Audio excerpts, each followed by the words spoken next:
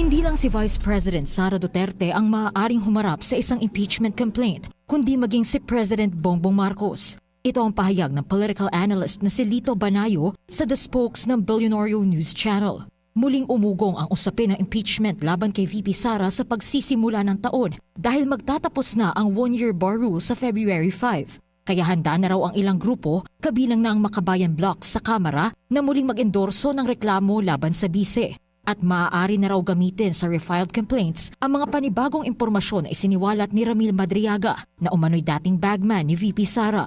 Pero para kay Banayo, maaari raw dumipensa si VP Sara sa House Justice Committee kung muli siyang sasampahan ng impeachment complaint. Done deal na yung hitting Sara because there's a may impeachment na by February 7 or after February 6. No? But how will she comport herself during the impeachment hearings in the Justice Committee sa House? Will she keep quiet again as she did? She refused to talk to defend herself before the Public Accountability Committee of Joel Chua nor the Quadcom, no? Although it was not exactly on her.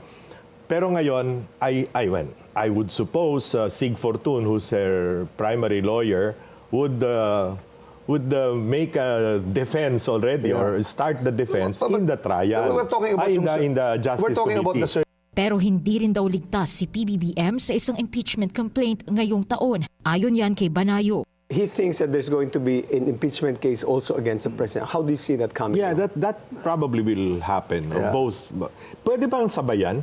Ito ang abogado. Hindi, Tayo abogatong lang.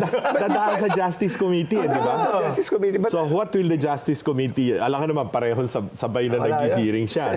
Paliwanag ni Banayo, congressmen might play it smart pagdating sa posibleng impeachment complaints laban sa top 2 officials ng bansa. But remember, as Nani earlier said, and as you've always been saying, it's a political trial. No? It's a political process. No? Yeah. So, papalapit na eleksyon, nag-iisip na rin yung congressman. Yes, Kanino yung ba ako timing. sisilong, di ba? Ayon din kay Banayo, maaaring umabot sa Malacanang ang kasalukuyang investigasyon sa flood control scandal kung saan posibleng madamay ang mga taong malapit sa Pangulo.